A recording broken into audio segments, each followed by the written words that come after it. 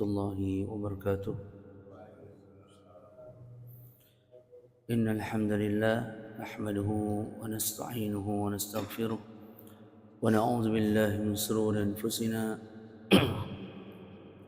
وسيئات أعمالنا. من يهده الله فلا مضل له ومن يضلل فلا هادي له. أشهد أن لا إله إلا الله وحده لا شريك له وأشهد أن محمدا عبده ورسوله لا نبي بعده. قال الله تعالى في كتابه الكريم: أعوذ بالله من الشيطان الرجيم. يا أيها الذين آمنوا كتب عليكم الصيام كما كتب على الذين من قبلكم لعلكم تتقون. وقال النبي صلى الله عليه وآله وسلم: من صام رمضان إيمانا واحتسابا غفر له ما تقدم من ذنبه. Alhamdulillah, kita bisa memulai kajian lagi pada bulan Ramadan. Mudah-mudahan amal-amal soleh yang telah kita lakukan Allah menerimanya dan Allah melipat gandakan pahalanya. Amin amin ya rabbal alamin. Allah subhanahu wa ta'ala berfirman dalam surah Al-Baqarah ayat 183. Kata Allah subhanahu wa ta'ala: Ya ayyuhalladzina amanu, wahai orang-orang yang beriman. Yaitu seruan yang ditujukan kepada orang-orang yang beriman.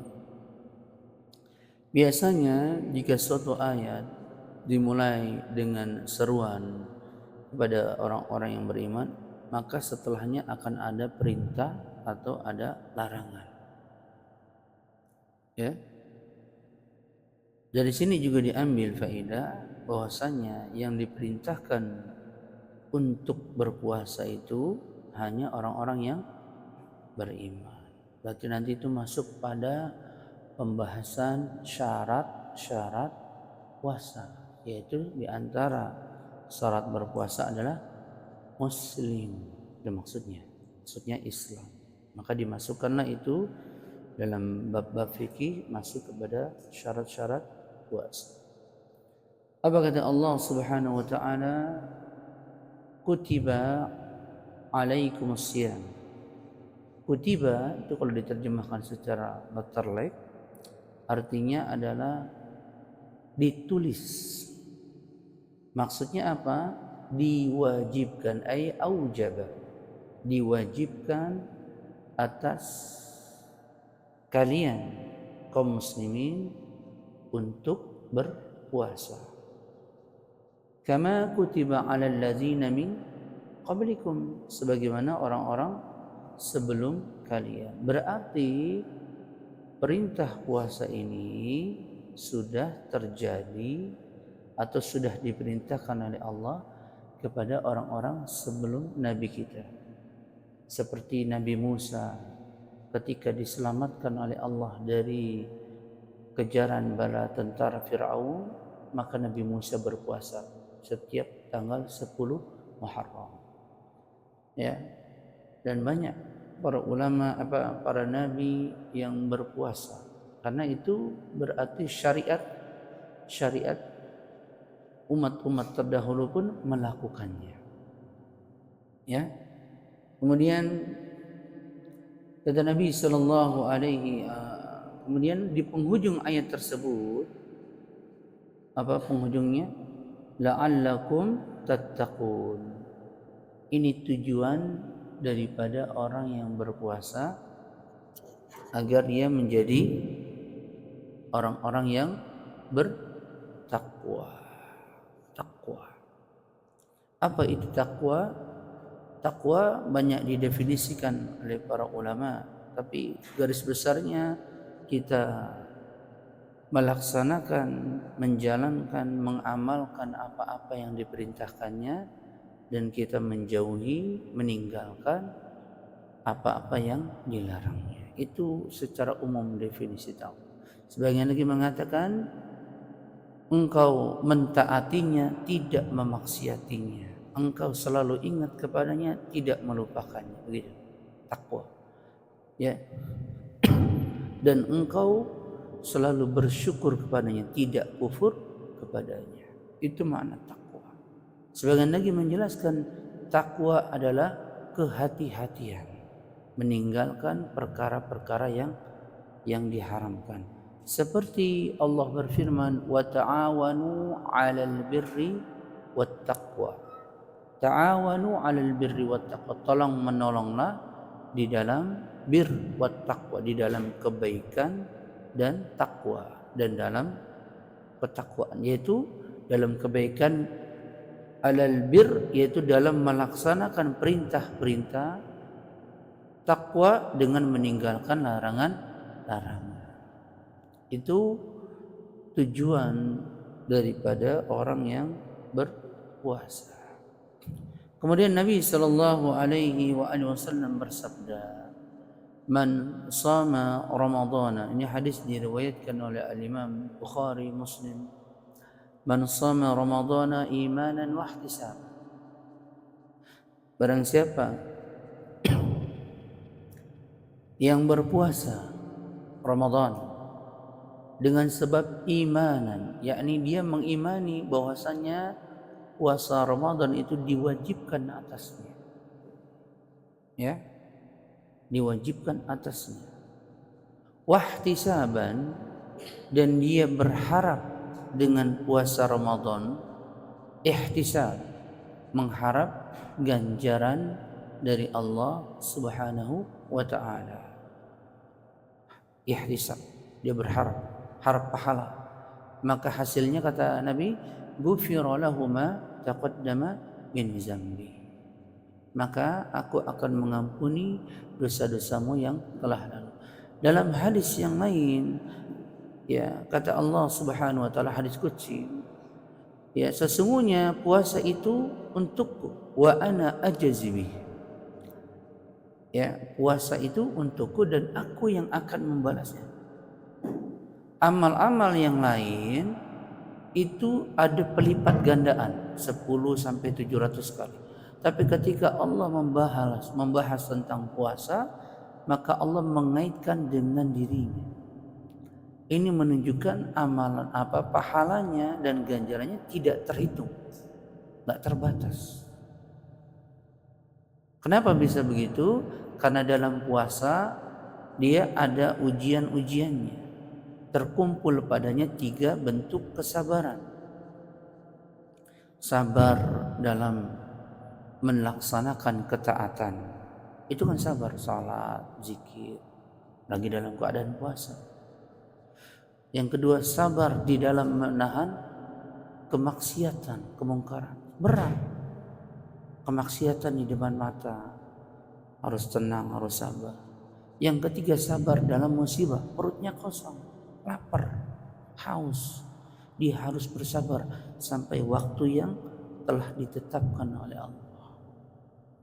Makanya pahala puasa tidak terhitung. Bahkan ada surga yang dia khusus untuk orang-orang yang berpuasa. Ya, surga namanya Ar-Rayyan, khusus untuk orang-orang yang berpuasa. Ini menunjukkan besarnya pahala puasa. Ya, puasa Ramadan. Ya. Apa hukum puasa Ramadan? Wajib. Ya. Kata Nabi sallallahu alaihi wasallam, "Buniyal Islamu ala khams. Syahadatu an la ilaha illallah wa anna Muhammadar Rasulullah, wa iqamis salati wa ita'iz zakati wa shaumi Ramadan wal hajj." Gitu. Itu rukun Islam. Syahadat, salat, zakat, puasa. Ini pokok-pokok dalam baru haji. Ya, maka seseorang yang mengingkari kewajiban puasa Ramadan, para ulama sepakat dia kufur, kafir. kecuali orang yang baru masuk Islam, yang lain mungkin nggak tahu, gitu ya. Tapi dia katakan nggak wajib puasa Ramadan, itu kufur karena itu perkara kecil, perkara yang dari anak SD sudah diketahui. Nggak mungkin nggak tahu, kecuali orang yang baru masuk Islam. Ya. Kemudian tahapan puasa Ramadan ini penting. Bagaimana awal muawalnya pensyariatan puasa Ramadan? Puasa Ramadan itu terjadi perintahnya pada tahun kedua Hijriah setelah Nabi hijrah ke Madinah. Tahun pertama itu Nabi perang Badar, belum puasa Ramadan, belum ada perintah puasa Ramadan.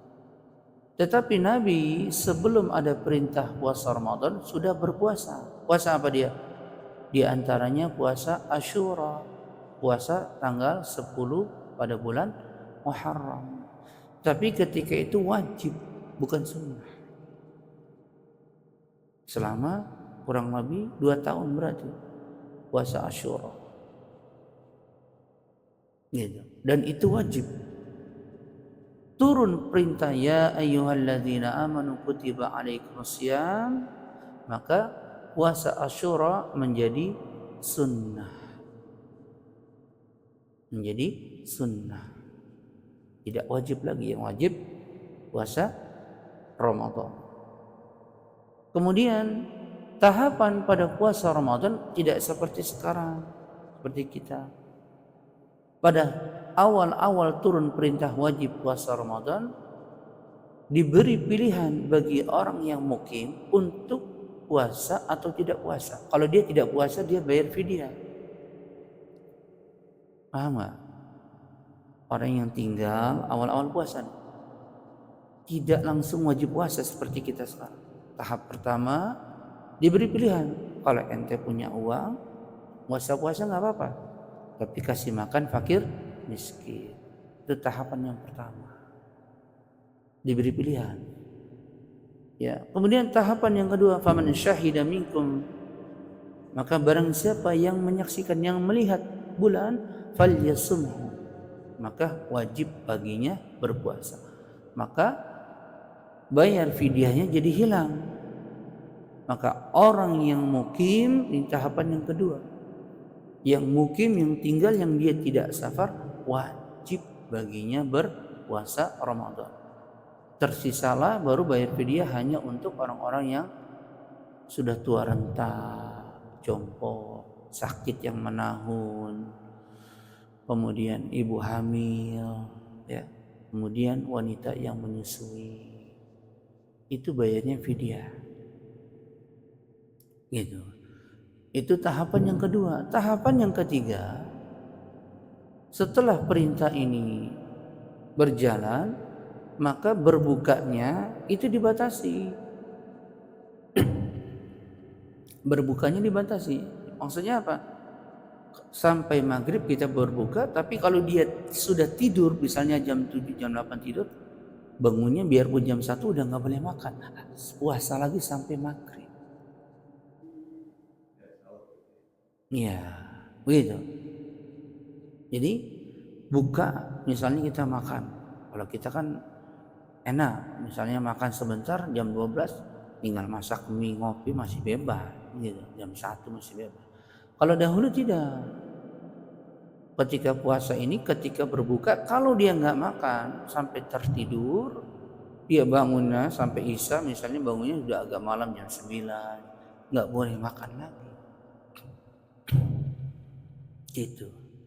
Sampai terjadilah satu kisah oleh salah seorang sahabat Nabi yang bekerja pada siang harinya, pulang ke rumah mau maghrib, ternyata istrinya belum masak apa-apa. Puasa, lagi puasa bulan Ramadan. Akhirnya istrinya keluar dulu, mungkin belanja lah, beli ini, begitu. Ya, nggak marahin istrinya. Gimana sih gue pulang kerja nggak disiapin? Enggak. Tapi setelah istrinya membawa makanan, ternyata suaminya tertidur, kecapean. Gitu. Kecapean, maka dibangunkan. Sudah bangun, disuruh makan. Nggak boleh, kata saya, nggak boleh makan lagi. Karena syariatnya ketika itu setelah tidur, meskipun belum fajar, sudah nggak boleh makan. Maka puasalah ia sampai siangnya pingsan karena nggak makan. Gitu. Ya. Oleh karena itulah kemudian dilaporkan peristiwa itu kepada Nabi, turun ayat 187 itu dari surah Al-Baqarah. Maka setelah waktu malam boleh bagimu makan, minum dan hubungan sampai waktu fajar. Itu kalau sahabat itu nggak pingsan, kita yang pingsan kemungkinannya. Kenapa? Karena kita harus makannya ngejaga waktu, nggak boleh lagi ya. Jadi ada hikmah. Maka setelah itu penetapan syariat menyeluruh sampai kita sekarang. Ya, itu penetapan syariat puasa. Jadi dia bertahap. Karena manusia itu kalau ditetapin langsung puasanya, dia belum tentu mau. Karena perintah itu butuh tenaga, butuh pikiran, butuh gerak gitu. Maka Allah biasanya kalau dalam tahapan perintah itu bertahap, begitu, tahap seperti sholat nggak seperti kita sekarang, begitu. Contohnya lah, begitu. Ada tahapan-tahapannya, begitu. Ini terkait dengan puasa, ya, terkait dengan puasa, yaitu tahapan penetapan hukum-hukum yang terkait dengan puasa Ramadan. Nah, kemudian puasa itu sendiri dibagi dua, ada puasa yang wajib, ada puasa yang sunnah. Ya, yang wajib itu ada dua. Ada yang wajib karena asalnya diperintahkan oleh Allah itu wajib, seperti puasa Ramadan. Tapi ada yang wajib karena sebab-sebab yang lain. Itu dibagi tiga. Di puasa wajib nih ada dua. Satu yang wajib karena asalnya itu perintah dari Allah. Satu lagi wajib karena ada sebab-sebab sehingga menjadikan puasa itu menjadi wajib. Ada tiga. Yang pertama puasa nazar. Asalnya puasanya nggak wajib.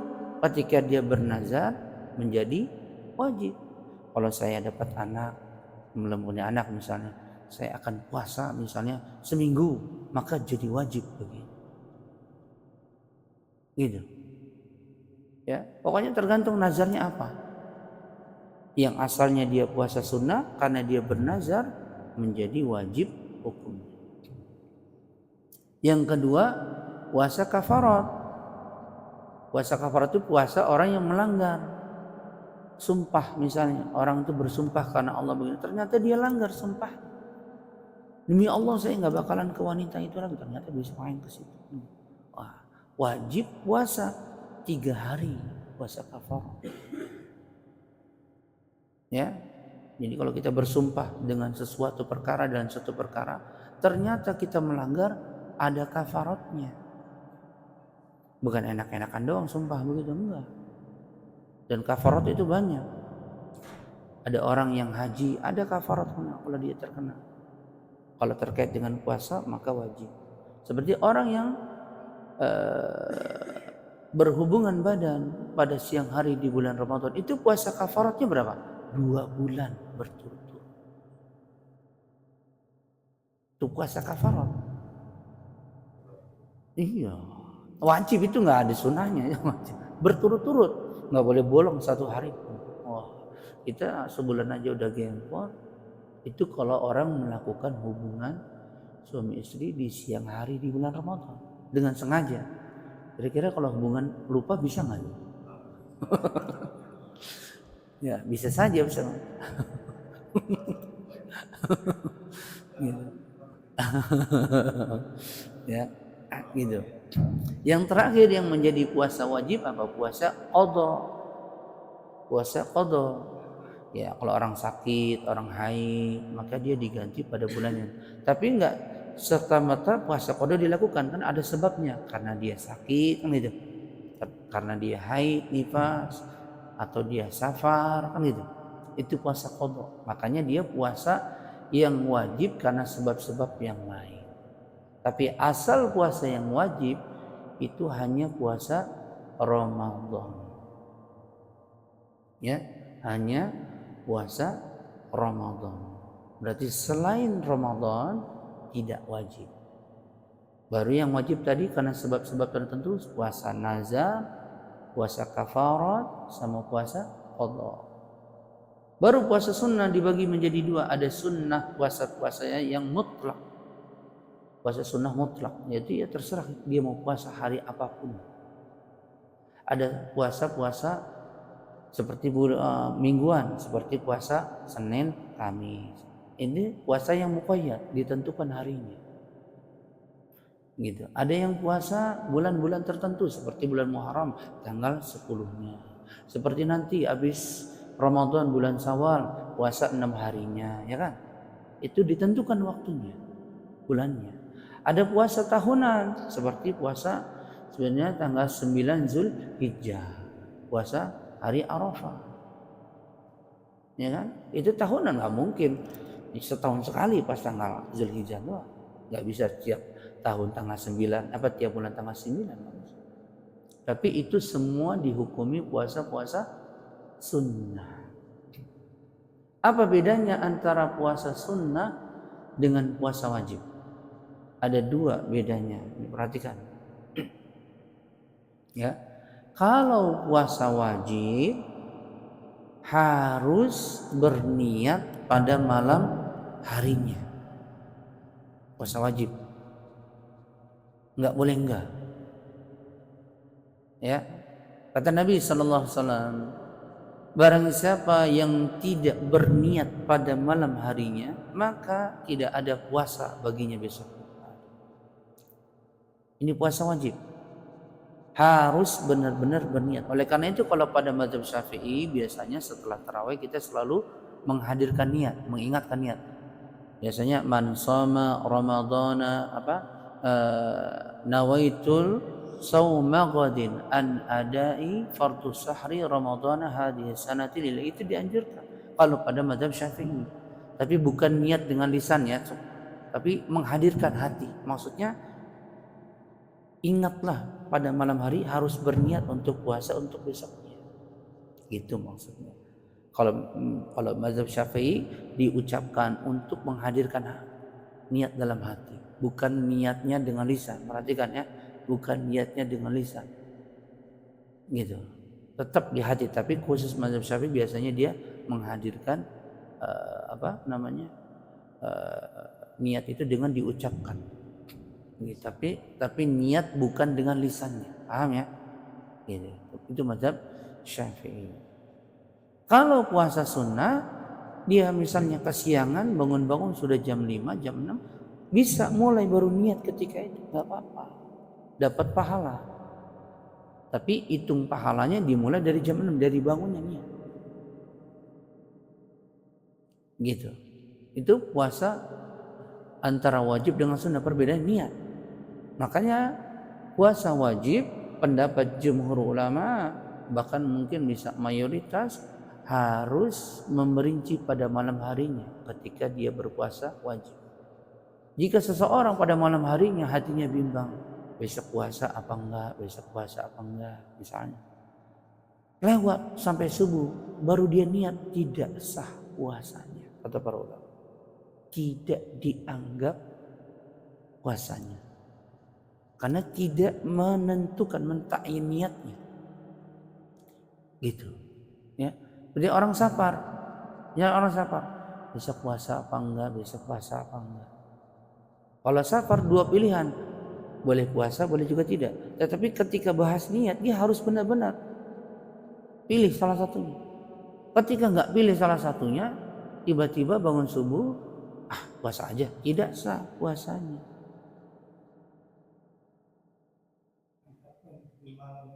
Karena ada hadis Nabi, dalilnya hadis itu.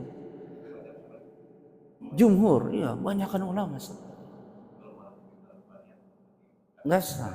Makanya tadi kalau khusus mazhab Syafi'i dihadirkan niat itu tadi untuk mengingatkan kita, jangan lupa nih, malam lu niat nih, gitu.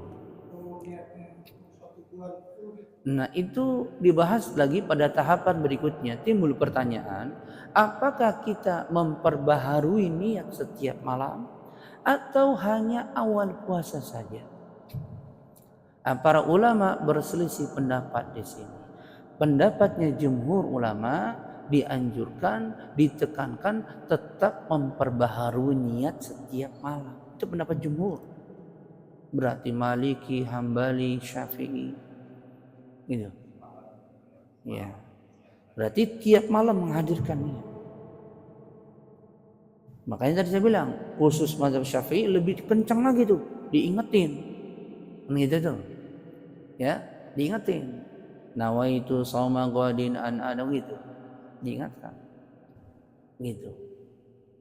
Ya, itu pendapatnya jumhur. Pendapatnya yang minoritas, sebagian ulama berpendapat cukup sekali niat di awal Ramadan. Tidak perlu diulang tiap hari gitu ya, malam. Perlu. Tapi karena ada hadis yang kuat dari Nabi SAW, maka yang kuat pendapat jumhur kebanyakan ulama. Begitu. Jelas ya? Kemudian apa perbedaan yang kedua? Itu tadi perbedaan yang pertama. Kalau puasa wajib, maka dia apa? Harus berniat pada malam harinya sebelum subuh. Kalau puasa sunnah tidak mesti dan dia tidak wajib. Ya, tidak mesti, tidak wajib. Ya kalau kita kesiangan tiba-tiba lagi malas makan, awalnya nggak niat puasa, lagi malas makan lah. Atau kita datang, misalnya kita ada pagi-pagi ke rumah, tanya tanya istri kita, ada makanan nggak hari ini? Saya belum belanja apa-apa. Ya udahlah, saya puasa aja, nggak apa-apa. Nggak ada masalah seperti itu, ya kan? Maka sah puasa sunnahnya, gitu. Itu perbedaan yang pertama. Perbedaan yang kedua, kalau puasa sunnah boleh dibatalkan. Misalnya lagi puasa nih, puasa sunnah, tiba-tiba ditawarin makan, traktir. Makannya apa dulu nih? Restoran enak, berubah. Batal dulu lah, ini enak makanannya. Nggak apa-apa, tidak berdosa baginya, nggak ada masalah. Puasa sunnah. Kalau ditawarin es teh manis doang, ini puasa aja lah, mama gitu. Kan gitu. Tergantung seleranya kan. Ini puasa sunnah. Misalnya puasa hari Kamis, tiba-tiba Pak Jala ngajakin makan. Makan-makannya di mana nih? Warteg. Saya puasa Pak. Kan gitu. Terus misalnya diajak restoran nih, misalnya di Ayon kan gitu. Ya udah, silakan Pak, makan. Kan gitu.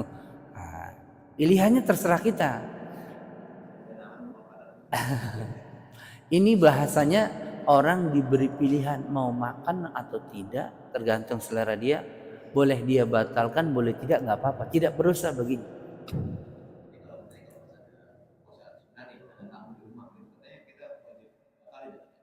Iya, itu kan kita mengajak orang ini, menjamu orang. Ya karena tadi kita tidak berdosa membatalkan puasa sunnah dengan sebab apapun, gitu, nggak ada berdosa. Ya tadi kita ditawari makan sama kawan, baru ketemu, udah 2 tahun, makan yuk. Iya, Anda tanya dulu tadi makannya di mana gitu kan? Makannya di mana gitu kan? Kalau makannya nggak ada apa, tapi dia tidak berdosa, ya kan batal puasanya. Ini puasa sunnah kita bahas. Itu lain pembahasannya karena kita menjamu tamu. Ya, kalau itu lain, kita menjamu tamu tentu kita berpahala membantunya, meringankannya, memudahkannya. Ini kita ditawarin. Ya, kita ditawarin, maka seperti itu. Beda dengan puasa wajib. Kalau puasa wajib tidak boleh batal puasa kecuali ada uzur. Tiba-tiba pingsan, ya, tiba-tiba kecelakaan, misalnya, tiba-tiba dia mau safar, misalnya. Tapi kalau selain itu cuma ditawari makan, batal, dia berdosa. Tidak gugur kewajiban puasanya. Aman. Tidak gugur kewajiban, dosa. Karena itu puasa wajib. Iya. Kan tadi wajib ada 4 kalau kita kumpulkan, ya. Ramadan, nazar, kafarat sama qadha. Semuanya ini tidak boleh dibatalkan kecuali ada uzur syar'i. Uzur syar'i seperti tiba-tiba dia sakit, ya kan? Udah niat puasa, udah pagi-pagi tiba-tiba siangnya tiba-tiba lemas, ya kan? Ngedrop. Kan ada yang begitu kan? Tiba-tiba karena biasa orang-orang udah usia tua atau dia bekerja ternyata nggak kuat, gitu kan? Itu puasa wajib, maka dia boleh batalkan. Ya dilihat kondisinya, kan nggak semua orang lemah. Tergantung dia bisa mengukur dirinya nggak. Kalau dia puasa, dia kerja keras, kerja berat begitu, sanggup nggak? Gitu. Iya, kalau nggak sanggup boleh dia tidak berpuasa. Tapi wajib diganti. Bukan dia nggak sanggup kemudian gugur kewajiban, enggak. Itu qadha jadinya. Nggak cukup. Nggak cukup pakai fidyah. Fidyah itu hanya berlaku Pak Jalal kepada tadi orang yang sudah nggak bisa berpuasa. Wa 'alal ladzina yutiqunahum fidyatun ta'amu miskin. Tuh firman Allah itu dalam surah Al-Baqarah. Dan orang-orang yang sudah tidak sanggup lagi berpuasa, maka baginya bayar fidyah. Tadi saya jelaskan siapa saja yang nggak sanggup puasa. Orang tua jompo, ya orang tua jompo sudah nggak kuat. Yang bayarin bukan orang tuanya, tentu keluarganya. Bayar fidyah itu bagaimana? 1 kali makan fakir miskin 1 orang, 1 hari 1 orang. Biasanya orang bayar fidyah kalau dia punya uang lebih dia tinggal kumpulkan 30 orang. Ya selesai. Kalau dia nggak punya duit banyak mungkin dia bayar 7 kali dulu, seminggu dulu. Kalau nggak punya duit sama sekali ya 1 orang doang, ya udah 1. Tergantung kemampuan. Itu fidyah. Tergantung kemampuan. Siapa yang bayar? Orang tua. Yang kedua apa tadi? Orang yang kena penyakit. Ini bisa saja orang muda tapi kena penyakit kronis. Kanker stadium 4 misalnya. Ya kan? Pokoknya yang membahayakan kalau dia berpuasa dan sudah tidak ada harapan sembuh. Dokter sudah vonis, kamu nggak boleh puasa. Kalau kamu puasa bisa mati, terancam. Maka wajib baginya apa? Fidyah. Tapi kalau sakit cuman batuk pilek fidyah ya nggak sah. Ya, batuk pilek atau misalnya demam, ya, tapi nanti sembuh ya nggak ada fidyah itu bayarnya qadha. Ya tergantung kemampuan kan beda-beda fisik orang, ya kan? Ada usia 70 masih kuat, ada usia 60 sudah nggak kuat, ya kan? Tergantung orang. Maka yang menilai itu keluarganya. Iya dia lihat, bapak kuat nggak pak puasa? Lihat, kayak ibu saya orang tua tinggal ibu. Kadang nggak puasa, saya selalu bilang kalau nggak kuat karena tiba-tiba sering ibu saya kalau lagi puasa paginya kalau dia udah telat sahurnya malam udah makan nih tapi lupa sahur dia nggak kuat puasa. Jangan puasa saya bilang, nggak usah puasa. Nanti dia drop badannya drop lemes. Nanti panjang malah nggak puasanya. Kan gitu. Mendingannya dibatalin gitu. Jadi sehari batal nggak apa-apa kan gitu. Tapi besoknya dia puasa gitu. Karena orang tua jangan nggak boleh nih harus puasa ya itu menyiksa. Nggak boleh begitu, kita harus ngerti. Iya, lihat kondisi orang tua kita. Gitu. Itu kalau orang tua beda-beda. Padul mungkin masih sanggup lah. Gitu. Kan apalagi dengar saya kan mau nikah kan katanya. Ya kan, kalau nikah kan tenaganya harus ekstra lebih kuat lagi ya Pak ya? Ya enggak? Ya terlepas nikahnya sama siapa kan. Maksudnya kalau semangat mau nikah tenaganya lebih kuat lagi, pasti kan? Karena kan nafkah lahir batin lah sudah pasti kan begitu. Jadi kembali kepada orang tersebut. Yang kedua tadi orang yang sakit menahun. Yang ketiganya yang hamil tua. Kenapa dia nggak puasa? Dia bayar fidyah karena biasanya setelah hamil itu nanti akan menyusui. Maka dianjurkan dia hanya bayar fidyah. Tidak wajib baginya berpuasa. Begitu ya. dan termasuk ibu yang menyusui juga membayar fidyah. Ya, maka kasihan, jangan suami punya anak berendeng, ngerti nggak berendeng? Istri nggak puasa-puasa, kasihan, dia pengen ibadah puasa. Bulan depan, tahun depan hamil lagi, ya kan? Udah selesai baru berapa bulan ngasih netek bayinya, hamil lagi, kan kasihan. Kasih jeda lah. Iya, iya. Gitu maksudnya, kasih jeda, dia pengen puasa juga, begitu. Ya cuman kadang-kadang orang lupa diri kalau begitu kan, usaha. Ya, itu perbedaan puasa yang wajib dengan puasa yang sunnah. Ya, kalau puasa yang wajib berniat pada malam harinya, kemudian ketika berpuasa pada waktunya, tidak boleh membatalkan puasanya kecuali ada uzur syar'i, ya, uzur syar'i, bukan uzur menurut kita, bukan, ya, ya uzur syar'i yang itu memudaratkan dia, benar-benar memudaratkan, gitu. Kalau puasa sunnah boleh berniat di pagi harinya, boleh juga ketika puasa jam 12 makan, gitu. Tiba-tiba pengen makan enak lagi puasa, batalin aja nggak apa-apa, dia tidak berdosa. Ya tentu kalau berlanjut dapat pahala. Makanya kan sunnah menurut ilmu fikih apa? Dikerjakan dapat pahala, ditinggalkan tidak berdosa. Tapi kalau wajib tidak, dikerjakan dapat pahala, ditinggalkan berdosa, kecuali ada uzur syar'i. Paham ya? Ada pertanyaan sampai sini? Ya.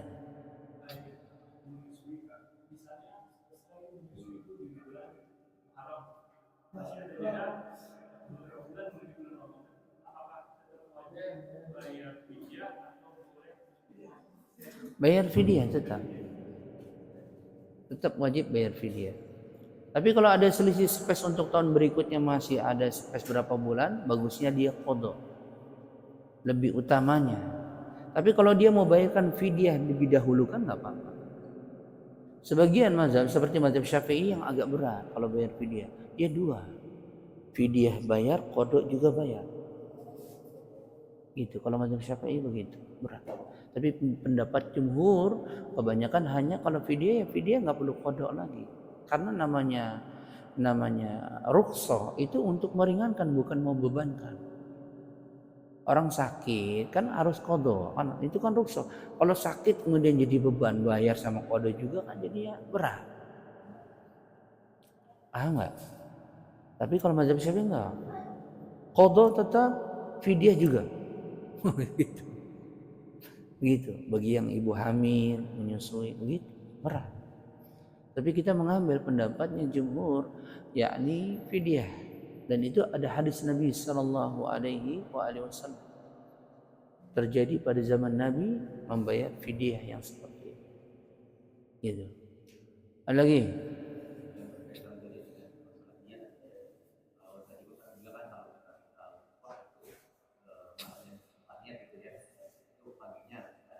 Iya. Iya.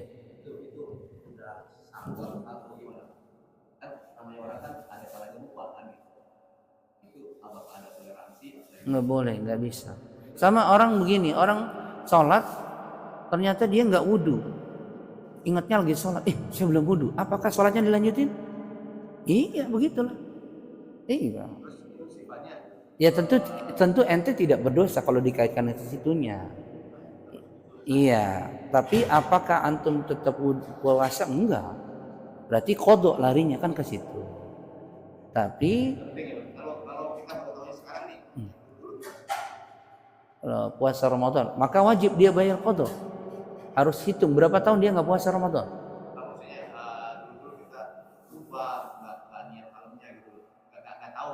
Ya kalau Pak Jalal bisa menentukan waktunya berapa hari, maka dia harus bayarkan. Kalau nggak tahu ya sudah, perbanyak amal soleh. Banyak amal soleh, puasa-puasa sunnah, perbanyak untuk menutupi kekurangan kita yang.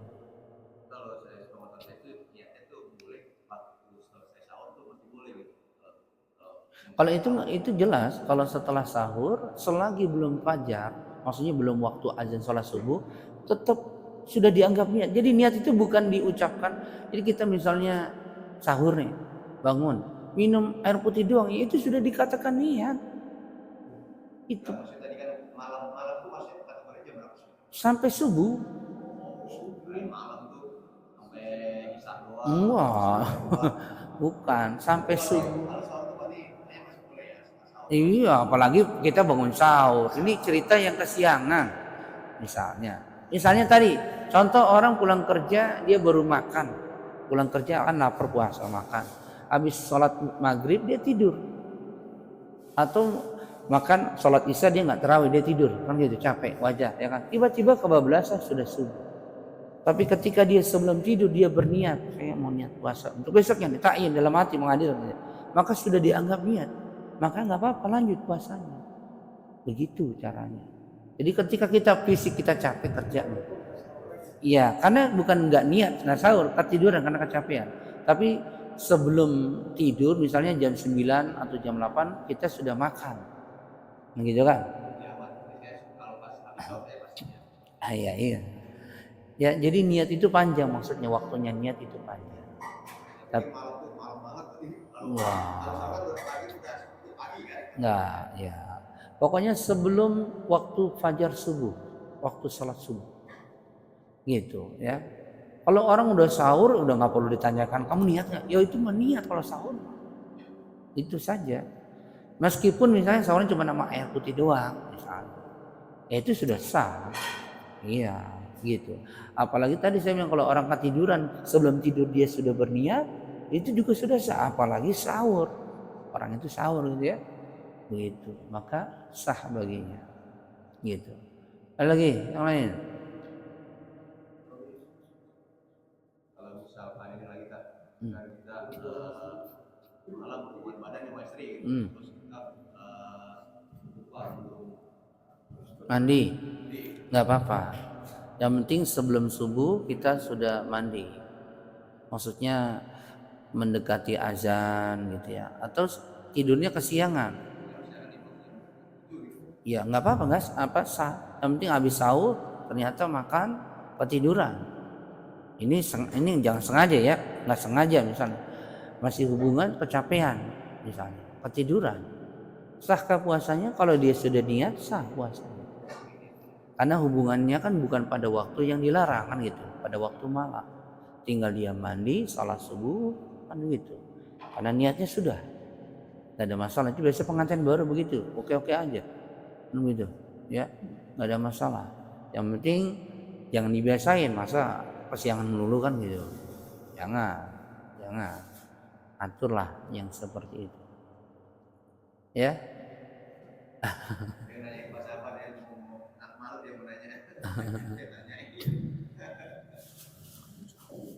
Ya, jelas nggak ini? Ini tadi kita bahas maghrib jam berapa Pak?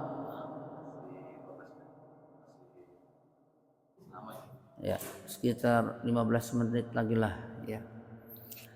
Maka masuk pada bab berikutnya, rukun puasa. Rukun puasa itu cuma 2. Niat sama menahan diri dari perkara-perkara yang membatalkan puasa. Apa aja tuh? Makan, minum, hubungan badan. Misalnya onani, itu membatalkan. Ya. Itu membatalkan. Ini kita bicara fikih, ya. Untah dengan sengaja itu membatalkan puasanya. Ya, bekam, hijama. Nah, itu pendapat jumhur membatalkan puasa. Termasuk juga donor darah. Donor darah kan darahnya diambil. Itu kan akan drop orang kalau darahnya rumahnya diambil. Itu membatalkan puasanya. Itu pendapatnya jumhur. Kebanyakan para ulama. Ya. Apalagi yang membatalkan puasa?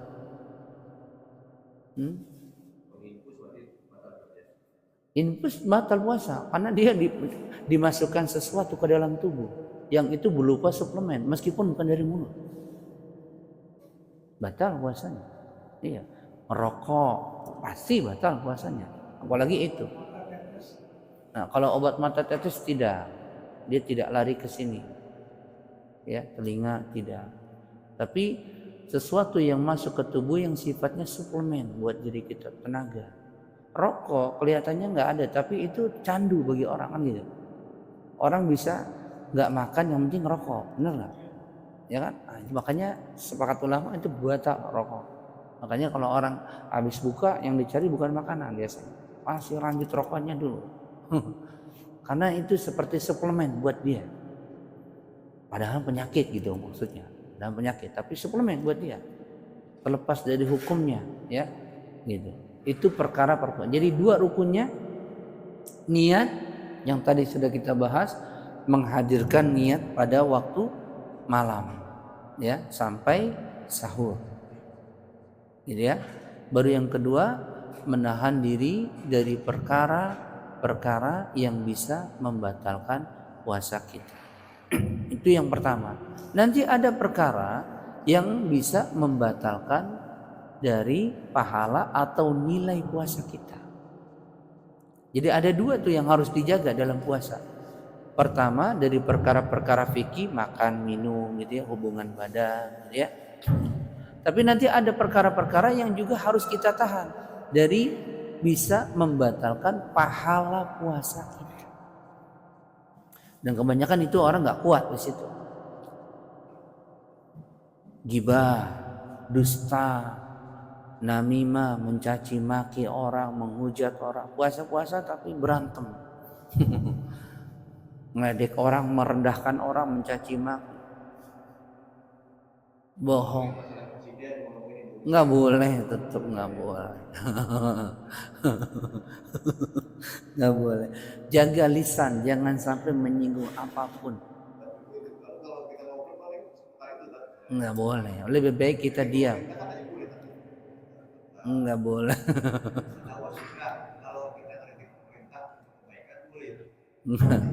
Bukan pada tempatnya. Kalau rakyat hendaklah sami'na wa ta'na pada pemerintah. Sekarang kita bahas yang jadi presiden, apakah ada dampak buat kita? Realita? Enggak. Susah, makin susah kan? Susah. Siapa yang ini? Maka yang bagus kata para ulama Ahlus Sunnah terkait dengan pemerintah apa? Mendoakan kebaikan. Karena doa, siapa tahu Allah ijabah. Kalau Allah ijabah, mudah-mudahan presidennya berubah jadi baik. Kan aparat. Daripada kita menjelek-jelekan tapi nggak ngasih solusi. Maka akidah Ahlus Sunnah terkait dengan pemerintah, kita berwala, setia, loyal kepadanya dan mendoakan kebaikan. Namanya pemerintah manapun akan ada kekurangan. Antum mau korek aja, jangan pemerintah inti. Pemerintah yang di dalam Islam saja, khilafah misalnya, ada kekurangan pasti. Contoh yang menerapkan negara-negara Islam seperti di Brunei, ada nggak? Ada pasti kekurangan. Nggak mungkin nggak ada. Namanya manusia, ada kekurangan. Maka rakyat hanya diperintahkan untuk mendoakan yang baik. Ya Allah, berikanlah hidayah taufikmu, luruskanlah pemimpin kami agar selalu di atas kebenaran, agar selalu di atas agamamu, agar selalu begitu lebih baik. Siapa tahu Allah mendengar doa dari sekian rakyat yang berdoa, diaminkan, dikabulkan. Maka kemanfaatannya untuk kaum muslimin. Daripada wah ini nggak benar nih, gini. Ujung-ujungnya nanti apa? Sakit hati kita. Kalau udah sakit hati akhirnya ujung-ujungnya biasanya yang begitu-begitu apa? Radikal, apa? Mengkafirkan pemerintah. Pemerintah kita kafir. Wah, bahaya udah begitu. Akhirnya apa kalau udah begitu? Pengeboman, bom sana. Boleh tuh, bom aja dah. Wah, itu bahaya tuh banyak. Hati-hati. Karena awalnya radikalisme atau pengeboman karena menjelek-jelekan pemerintah. Memang benar terjadi kejelekan, tapi kemudian diangkat, merasa nggak adil, solusi nggak ada, sudah bantai, sudah lakukan pembunuhan, lakukan pengeboman, itu nggak boleh. Maka tadi akidah Ahlus Sunnah, seseorang mendoakan yang baik kepada pemimpinnya dan dia bersabar di atas kezaliman pemimpin. Sabar. Dia minta hak dia kepada Allah. Allah Maha melihat, biarkan tunggu hari kiamat saja. Nggak usah bicara kemana-mana. Allah Maha tahu. Gitu saja.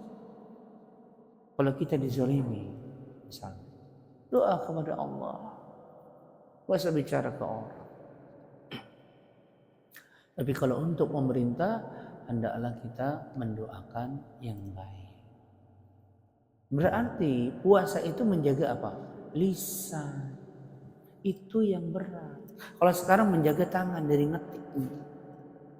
Karena orang komentar, lihat status komentar, lihat TikTok, macam lah. Komentar, gatel. Komentari. Ada kawannya statusnya begini, kawannya statusnya begini, komentari. Nggak ada habisnya tuh begitu. Kan begitu. Lebih baik ketika dia berpuasa, dia tahan dirinya, lisannya, tangannya dari menulis atau mengucapkan sesuatu yang tidak bermanfaat.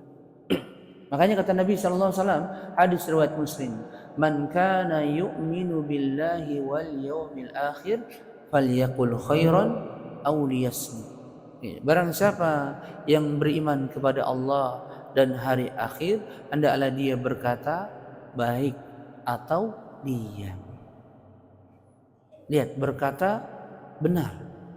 Yakni kata Al-Imam Syafi'i, ketika dia ingin berucap maka timbang, pikir, renungi apakah ucapannya mendatangkan kemaslahatan, mendatangkan pahala, mendatangkan kebahagiaan untuk dia, atau sebaliknya mendatangkan dosa, mendatangkan musibah, mendatangkan azab, mendatangkan permusuhan bagi dirinya. Lihat, kalau mendatangkan musibah, dosa, liyasmut, diam. Begitu Nabi ajarkan. Itu adab di dalam berbicara. Apalagi kemudian kalau yang kita kritisi pejabat pemerintah. Ya. Yang fatwa sih diam, lihat istilahnya harga goblok itu siapa yang berdiam yang bisa gitu? Ada pasti. Nggak mungkin nggak ada. Sudah ada wadah-wadahnya. Ya. Tadi Anda katakan dari awal kita mendoakan yang baik, bukan berarti kita menutup mata, bukan. Tapi kita kaitannya ini dengan berpuasanya dulu, ya, berpuasanya dulu, gitu, ya. Iya, betul. Kita kan ingin pahalanya sempurna, maka jaga yang bisa mengurangi nilai-nilai pahala puasa kita. Kan itu tadi saya bilang yang paling banyak dilalaikan oleh kaum muslimin. Makanya Nabi bersabda, berapa banyak kamin shaimin, kata Nabi, berapa banyak orang yang berpuasa, dia tidak mendapatkan apa-apa kecuali hanya lapar dan haus. Apa? Karena lisannya nggak bisa dijaga, matanya nggak bisa dijaga, tangannya nggak bisa dijaga, kemaluannya nggak bisa dijaga. Ada orang puasa dari pagi sampai maghrib, nggak sholat zuhur asar, ya nggak ada pahala, tidur. Alasannya tidurnya orang yang puasa itu ibadah, Ustaz. Kan begitu tuh. Tapi kebablasan, ya itu mah ada pahala. Ya, tapi diterapkan oleh sebagian orang. Itu menggugurkankah pahala apa? Menggugurkan kewajiban puasa? Gugur, tapi pahalanya nggak ada. Sama orang sholat, rukun-rukunnya terpenuhi, bacaannya bagus, semaknina, tapi nggak khusyuk. Sholat tapi hatinya kemana-mana, ya nggak ada pahalanya. Mungkin sedikit pahala. Gugur gugur kewajiban sholatnya, tapi dinilai nggak di sisi Allah, nggak bernilai. Makanya syarat diterimanya amal soleh seseorang apa? Ikhlas, murni karena Allah. Dan itu susah dalam ibadah, ikhlas. Apalagi puasa, yang waktu puasa itu kan panjang tuh, dari pagi sampai sore, ya kan? Pagi kita jaga-jaga, ntar siang ada yang komentari, udah mulai ribut. Kan gitu. Pagi kita diam-diam, tiba-tiba diajak ngobrol masalah pemerintah. Gimana pemerintah? Rame. Sakit hati kita. Akhirnya mencela, mencaci maki pemerintah. Nggak benar begini. Berkurang lagi. Itu ya kan tadi. Iya makanya itu.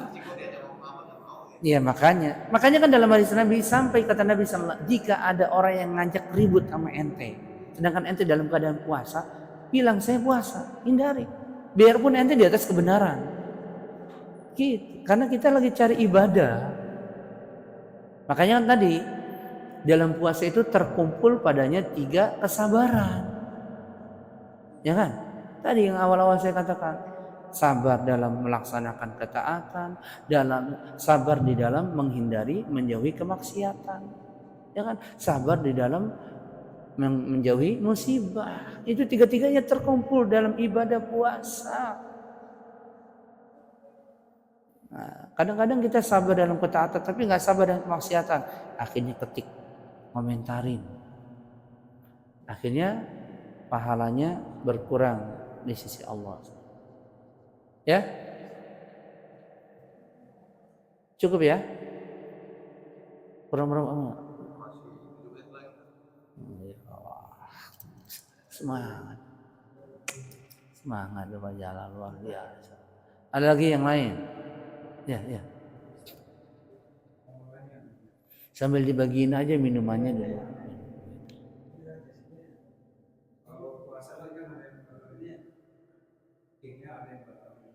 Pahalanya.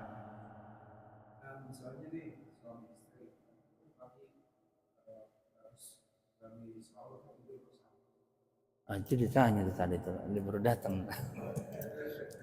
terus. Iya. Iya, iya. Ini setelah paginya gitu. Iya. Nggak apa-apa, nggak ada masalah. Selagi dia tidak berhubungan, maka dia boleh mencium istrinya, boleh mencium istri berpelukan, nggak ada masalah. Yang penting dia bisa jaga syahwatnya. Tapi kalau dia nggak bisa jaga syahwat, jangan. Nanti ke. Kalau dia tidak menyengaja seperti itu berarti sudah ada hasrat, maka harus tinggalkan. Ya. Jangan. Ya. Nabi terbiasa ketika puasa mencium Aisyah. Tapi kata Aisyah, siapa orang yang bisa menahan syahwat yang lebih kuat daripada Nabi? Siapa yang bisa? Nabi bisa. Tapi ente bisa nggak ngukur kita? Nah, kalau nggak bisa jangan, berarti. Gitu. Kalau kita bukan dilarang dekat sama istri, boleh kita menciumnya, boleh memeluknya. Tapi ya kalau terlalu berlebihan nanti bisa membahayakan kita. Jangan. Nah itu kan tadi kembali lagi, ini sabar di dalam puasanya. Menggauli istri itu sesuatu yang berpahala, pahala besar. Ya kan? Berarti sabar dalam beribadah. Ya, gak boleh, tadinya halal jadi gak boleh nih. Sabar, jangan cari perkaranya, jangan bikin sampai gesekan gitu loh. Ya, sabar, karena ada malam harinya tuh. Sabar, ya, begitu Pak. Tapi kalau ditanya apakah boleh orang berpelukan, orang mencium istri, boleh, nggak ada membatalkan puasa. Ya, bukan, maksudnya jangan sampai ada nanti terjadi, nanti puasa 2 bulan tuh puasa kafarat itu, repot itu. Puasa kafarat itu 2 bulan berturut-turut. Itu dalam surah Al-Maidah, Al-Mujadilah itu dijelaskan. Gitu. Ya, apalagi kalau misalnya istri kita cantik, misalnya istri kita misalnya pokoknya erat, dengan kita tahan dulu dah. Ya makanya iya, demikian juga. Apanya?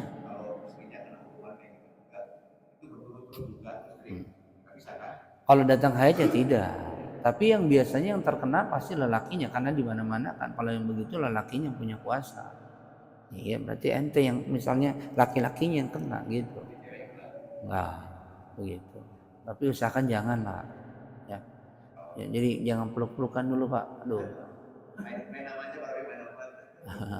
Jangan, karena manusia itu syahwat orang berbeda-beda. Ada yang sudah nggak mau sama istri, ya beda-beda lah. Apalagi kalau lihat istrinya udah gak ada selera gua, ada kan? Misalnya gitu kan, ya gitu ya. Tapi kalau masih muda istrinya cantik, montok misalnya, aduh repot ini. Godaan buat kita kan susah. Jangan, ya jangan. Kita harus tahan dulu. Ya, udah masuk belum? 3 menit lagi. Air putihnya nggak ada. Oh, ditaruh di situ aja nanti gitu ya. Ya udah, kita cukupkan dulu lah ya. Ya. Mudah-mudahan apa yang kita sampaikan pada kajian kita hari ini tentang puasa Ramadan mudah-mudahan bermanfaat. Kita belum bahas secara keseluruhan. Ini belum syarat-syaratnya puasa, ya. Belum nanti sunnah-sunnahnya puasa. Dan kemudian rincian dari yang membatalkan perkara-perkara puasa. Dan hendaklah di penghujung seperti ini ya, mendekati berbuka, perbanyak doa. Tapi sendiri-sendiri karena doanya beda-beda nih niat. Ya. Setelah ditutup misalnya belum buka, maka banyak doa sendiri-sendiri, doa apapun yang dia inginkan. Ya. Kalau kita ngajian ini kita niat itikaf boleh? Emang kita lagi itikaf malam? Boleh, Pak? Iya, nggak ada masalah. Niat itikaf kita. Ya, nggak ada masalah, ya, tidak niat. Tapi ketika orang yang berpuasa hendaklah dia perbanyak doa, terutama setelah berbuka dia doa, doa apapun. Karena ketika telah daganya hilang dia doa, ya Allah ampunilah saya, rahmatilah. Nggak apa-apa deh. Ya Allah berikan rezeki misalnya. Terus, iya, karena itu waktu-waktu yang Allah sangat dengar doa kita. Ya. Waktu-waktu yang Allah sangat dengar doa. Misalnya Pak Dul, ya Allah berikan saya istri. Bisa Allah mustajab Pak Dul. Misalnya, nggak ada masalah. Kan itu kebaikan, ya kan? Nggak ada masalah. Nah, berarti doa ya Allah berikan kesembuhan, kesehatan, begitu. Pokoknya di antara mustajabnya doa ketika dia berpuasa dan setelah berbuka. Sebelum makan apapun habis minumnya. Doa kepada Allah. Ya, tapi doanya dengan sendiri-sendiri masing-masing karena masing-masing dari kita ada hajat yang kita mau, beda-beda orang. Ya, kita tutup kafarat majlis. Subhanaka Allahumma wa bihamdika asyhadu an la ilaha illa anta astaghfiruka wa atubu ilaik. Wassalamualaikum warahmatullahi wabarakatuh.